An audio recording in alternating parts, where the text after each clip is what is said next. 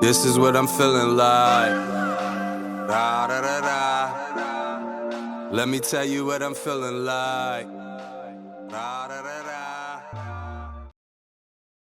Yo, what up though, people? Like to welcome you back to the Keep It C Note podcast. As always, I am your boy Brown.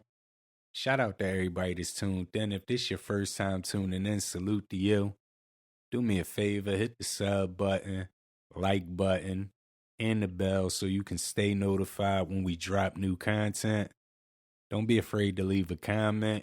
If you agree with something, disagree with something, want to correct me on something, or if you just want to call me a Uber, let me know in the comments. Just make sure you keep it a C note. And make sure you share this video with someone that likes to talk sports and entertainment just like you, so that we can all talk that talk together. Funniest thing that I've seen recently, Glen Rivers has done it again. Glen Rivers has ruined another NBA franchise. The Milwaukee Bucks, they were 30-13 when they fired Adrian Griffin. With Glen Rivers, they're 17-16. Yikes. I mean, come on, man. And they gave this man $30 million. What in the world is going on? And I know a lot of people are saying, oh, Dame has been hurt. Chris Middleton, he's just getting back to form. First of all, they haven't had Dame on their team long enough to miss Dame Lillard. We got to relax with all of that. I get it, Chris Middleton is coming back off an injury, but that's Glen Rivers for you. And we got to relax with saying that he won the championship with Kevin Garnett, a hungry Kevin Garnett, Paul Pierce, who was in his prime, and Ray Allen, who's one of the greatest shooters of all time. We got to relax on talking about that championship with those guys, because Stevie Wonder could have won the championship with them guys. I'm just keeping it a C note. Let's talk Joel Embiid. He was out almost 2 months, had some type of procedure on his knee. Sixers on a downslide without him. I believe they're 14-27 on the season without him. Yikes. But he recently returned against the Oklahoma City Thunder. Helped the Sixers get the dub. He had 24 points, 7 assists, 6 rebounds, and a game-winning steal. Now, there's a lot of analysts and podcasters and even ex-players criticizing Embiid, saying he shouldn't rush back, he should sit out, and it's meaningless for him to come back at this point in time in the season. They're a one-and-done team, or maybe 2 rounds, and that's it. They're not a championship team. I look at it like I believe Joel Embiid is looking at it. I'm ready to go, so I want to hoop. Because you same people would be criticizing me if you knew I was ready to hoop and I didn't hoop. I don't know how y'all looking at it, but the Eastern Conference is wide open. So that's a fact. And I believe that's how Joel Embiid is looking at it. And we got a lot of people talking about his conditioning. He's not going to be able to get in shape for the playoffs. Here's the thing. When are we not talking about Embiid's conditioning? If he didn't miss that 2 months, we would be talking about his conditioning. That's just his thing. I know he just had a procedure and he's rehabbing or whatever you want to call it, but he's still resting his body. He had 2 months worth of rest. I don't know how y'all looking at it, but I'll take Embiid going into the playoffs with 2 months worth of rest. And that type of bad conditioning and him being burnt out from the season. I'm just keeping it a C note. And if we're talking about injuries, yes, he can tear something and it could be a career-ending injury. But when Embiid, you're always holding your breath anyway. Like, he may get injured at any time. That's just what he does.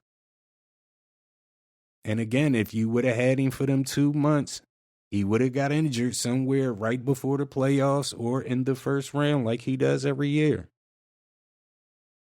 Again, the Eastern Conference is wide open. I could see the Sixers making a run. You just gave that man 2 months worth of rest. And you still haven't seen what the Sixers have since they made the trade for Buddy Hield. They got Lowry now. This is a whole different team.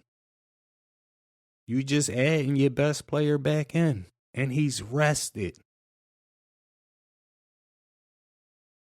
Again, Boston #1 seed, but last time I checked, Tatum, Jalen Brown, them guys still can't go left. Drew Holiday, he's proven, but Porzingis has never played in meaningful playoff basketball. The Milwaukee Bucks, they're the 2 seed. And I just said they're 17-16 with Glen Rivers as the coach. Sixers, I know the Boston, they say Boston on them, but I'm not scared of either one of them with Joel Embiid rested. I'm just keeping it a C-note. And sports always look for storylines. What better storyline than the Sixers getting the 7th seed and having to face Glen Rivers in the first round?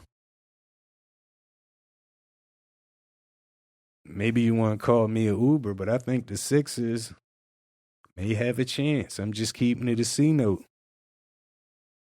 Speaking of the Sixers, for years it's been talk about getting a second option, getting a legit third option.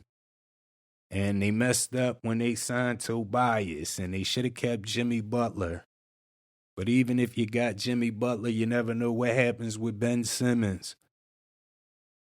We know Tyrese Maxey is the #2 option. We know Tobias is gone. The Sixers are going to be looking for a third option.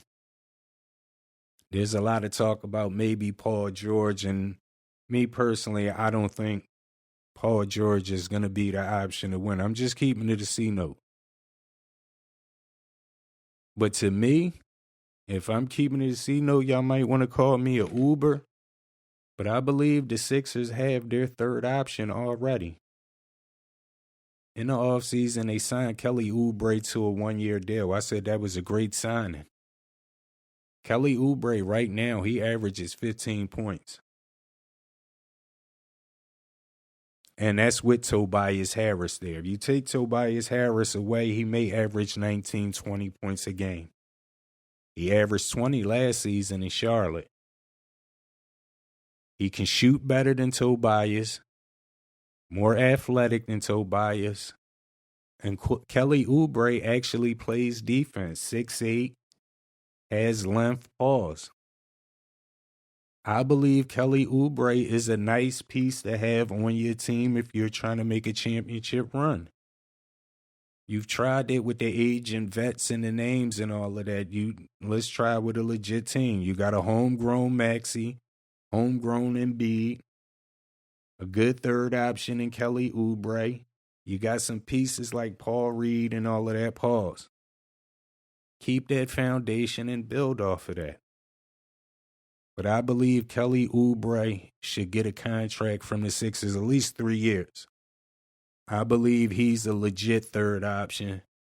Y'all agree with me, want to call me an Oouuber, keep it a C-note, let me know. Let me ask y'all one thing that I seen that Gilbert Arenas and them was talking about Joel Embiid coming back too early. Pause. What do you think should be more important to Joel Embiid was the question that they asked. I never seen them answer, but I'm going to ask you guys. What should be more important to Joel Embiid? Coming back and helping the Sixers try to get an NBA title, or resting and playing for Team USA and trying to win a gold medal? What's your thoughts on it? Keep it a C-note. If I'm Joel Embiid, I'm looking at it like I still have another chance to play in an Olympics. And in all actuality, I'm not really from here. So to me, I would think that an NBA title should be more important. That's just my thoughts. I'm keeping it a C note. What y'all got to say about it? The Phoenix Suns. Devin Booker and the Phoenix Suns. Couple years removed from the NBA Finals.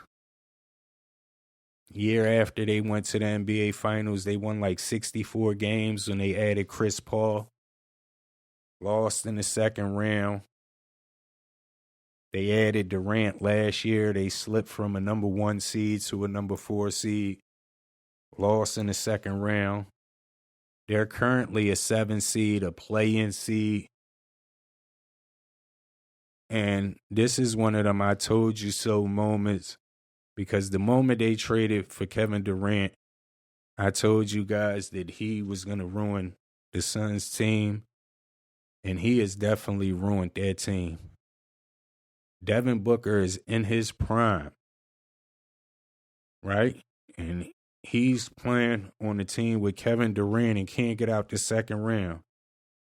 Then Kevin Durant vouches for Bradley Beal to come over. He's an accessory to robbery in all actuality because he vouched for Bradley Beal. Bill came over Phoenix and he robbed them without a gun. Now these guys are playing for a play-in. Devin Booker just in the NBA Finals with DeAndre Ayton. To go from that to a couple years later, you're playing for a play-in spot, and your team is supposed to be way better? That's crazy. And I think that's what's wrong with the NBA. The NBA is trying to steal or imitate the Euro League, but one thing they're not good on is the ISO basketball. Them teams like Jokic and all them, they run set offenses and stuff like that. They not just trying to ISO pick and roll you all day. Devin Booker with the basketball in his hand, he went to the NBA Finals with DeAndre Ayton as his second option. You put Chris Paul on the team, you take the rock out his hand. Now he's just standing around. You add Bill, you add Durant, it's the same thing. You're taking the basketball out of his hands. You're killing his whole vibe right now when he's in his prime. To get Kevin Durant, you gave up depth. You gave up your best role player who was also your best young perimeter player.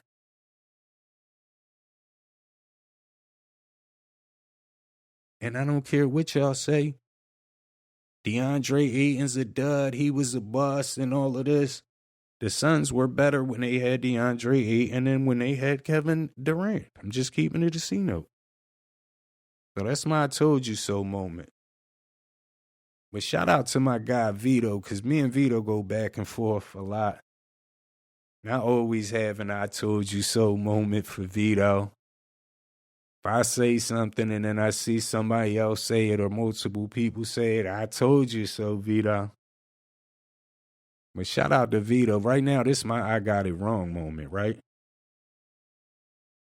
I got it wrong. I said Jalen Brunson robbed the Knicks when he signed that deal. And you got to pardon me. I wasn't familiar with Jalen Brunson's game, I guess. Them boys robbed Jalen Brunson. They robbed Jalen Brunson. That boy is underpaid. I got it wrong. But that's where it goes back to where I just said. The days of having multiple perimeter players that got to score all pick and roll, that's dead. That's not going to get you no championships. It didn't work with Durant and Kyrie. It's not going to work with Kyrie and Luka. It doesn't work with Durant and Booker. And when you had Luka, you don't really know Jalen Brunson is this good. Now Jalen Brunson operates with the basketball in his hand. It's his team. Yeah, I got it wrong. The Knicks, you owe him some money. But Jalen Brunson, to keep it a C note, you need to check your pop because your pop knew what you were. And he works for the Knicks, don't he? He knew they was robbing you, man. He knew they wasn't paying you your worth. He knew they was getting away with what they was getting away with, man. But shout out Vito. Shout out Jalen Brunson. I definitely got it wrong. He's the real deal. I'm just keeping it a C note. I don't know, Vito. One other thing you might got it right about is might be time to get rid of Julius Randle. I'm just keeping it a C note. What else we got? Let's talk OKC because, again, I go back and forth with Vito. Oklahoma City Thunder. The way the new NBA contracts are structured, they want the young players to stay in these small markets.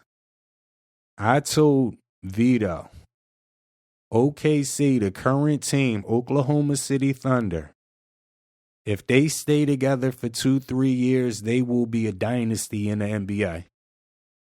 And I know the West got Victor Wembanyama and they got some rising stars, Ja Morant and all of them over there. But if OKC's team can stay together for the next 2-3 years, they will be a dynasty. And as barring injuries, like you got Shai Gilgeous, superstar. You got Jalen Williams. He could be a superstar, but even if he's not a superstar, he's a great second option. You got Chet Holmgren, great big man, pause. He can play defense. He can pick and pop. He can pick and roll. He can handle the rock. You got Josh Giddey, who will give you a triple-double off of the bench. And I know they're going to lose probably like a Josh Giddey because somebody may try to offer him a crazy contract. But I think OKC with their core, or even they may even lose Isaiah Joe because I'll be sure somebody may give him money. But the way the contracts is structured now, Chet may never be a max player. We don't know if Jalen Williams hits max player. We know Shai going to hit it. Pause. But you got a chance to keep that core together. I'm just saying 2-3 years. And if they keep Giddey, they're definitely a dynasty. They should be able to pay all them guys is what I'm saying. But I said it with my chin up and my chest out. If the Oklahoma City Thunder team stays together for the next 2-3 years, they will win 2 or 3 championships. And that's barring any major injury from any of the core players. You agree with me? Should you call me a Uber? Keep it a C note. Let me know. We got Final Four action. The women, shout out to the women. They're killing it on the views. We got Final Four action, though. We got NC State versus South Carolina. Dawn Staley representing Philly. Team undefeated, trying to get to the chip. In the other game, we got UConn and Iowa. Paige Bucker, Caitlin Clark. I know that game is going to get crazy views. From the gun bust, though, I'm going SC. I'm definitely going Dawn Staley. And UConn, Iowa, I'm torn. Because I think this is like a destiny game. Like, Caitlin Clark, she got her revenge on Angel Reese. Now she gets a chance to go against the greatest college coach of all time. And she can add that to her book along with all of the accolades and the records she broke this year. But then you got Gino. He could go out. This might be like his last run. Or more, maybe he runs into Dawn Staley and it's the passing of the torch. So I'm torn in that game. I think UConn does have the better team now. UConn has the better team, but I'm still going to go star power. I'm going to Iowa. Who you got, people? Final Four, NC State versus South Carolina. Keep it a C note, let me know. You got UConn versus Iowa. Who you got? Keep it a C note, let me know. Final Four, you got the men. You got NC State versus Purdue. Keep it a C note. Who you got in that one? I'm going Purdue. I think the kid Zach Edey is a monster. So that's where I'm going. Then you got Bama versus UConn. I'm taking UConn.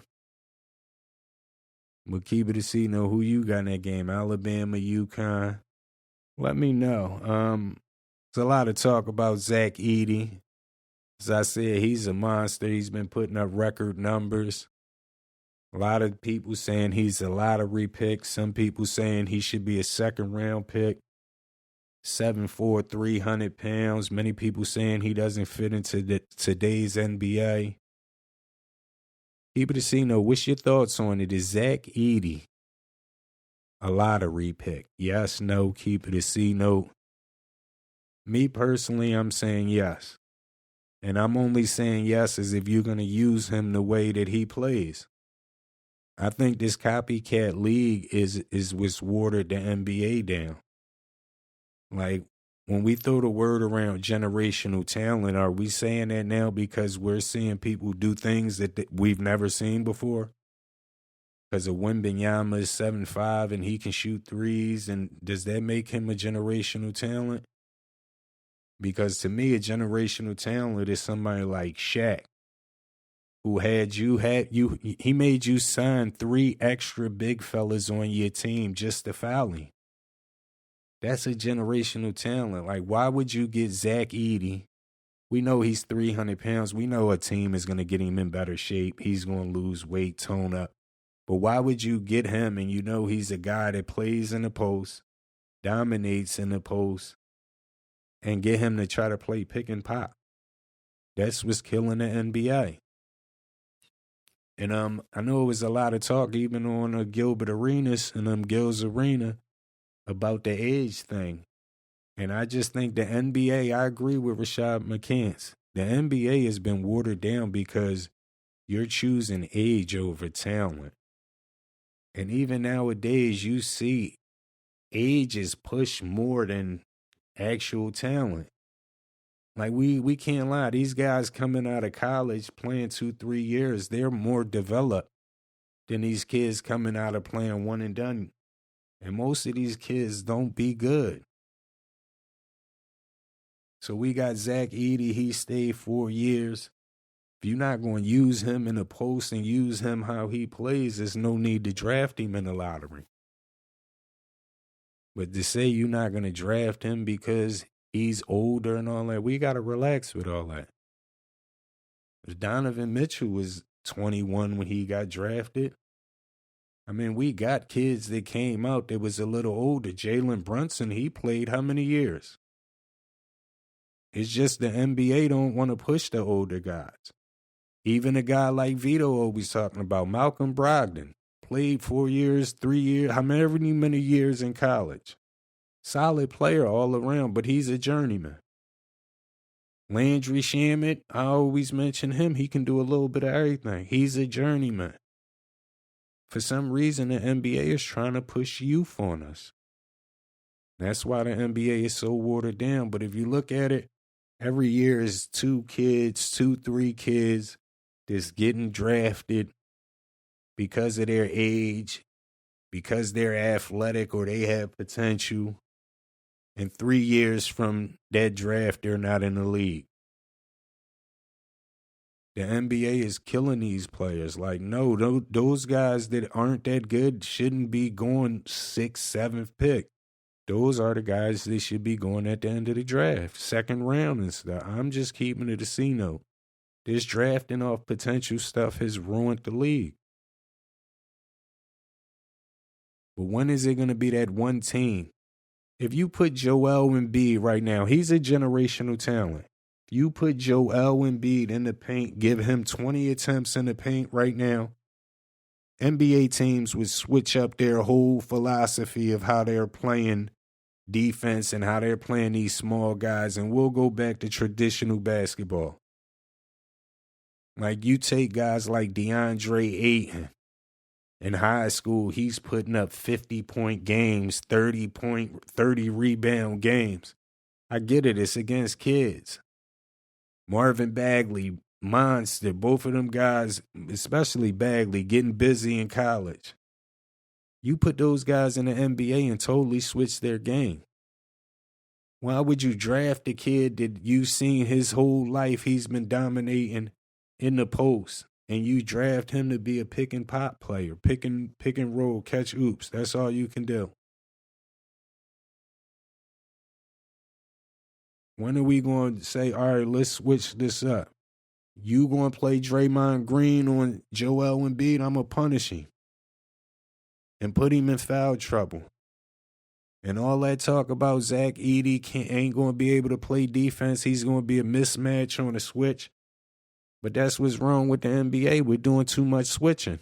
Pause. Why the guard can't fight over the screen and Edey drop? You want to give me pick and pop? Cool. I'm cool with another 6'10", 7-foot dude shooting threes. I live with that. When y'all guys are making basketball too difficult, you let Zach Edey drop. He protects the paint. The guard fights over the screen. And from there, everybody else rotates. Come on, that's basketball 101. You didn't have to play in the NBA to know that. So, that's my thoughts on it. Keep it a C note, though. Zach Edey. Should he be a lottery pick? Yes, no? Let me know. About to wrap this episode up. I appreciate everybody for tuning in. Again, if this your first time tuning in, salute to you. Do me a favor. Hit the sub button, like button, and the bell so you can stay notified when we drop new content. Don't be afraid to leave a comment. If you agree, disagree, want to correct me on something, or if you just want to call me a Oouuber, let me know in the comments. Just make sure you keep it a C note, and make sure you share this video with someone that likes to talk sports and entertainment just like you, so that we can all talk that talk together. As always, I am your boy Brown. Please tell a friend to tell a friend to tell a friend to tell everybody. Keep it a C note. I holla at y'all. This is what I'm feeling like. Da, da, da, da. Let me tell you what I'm feeling like. Da, da, da, da.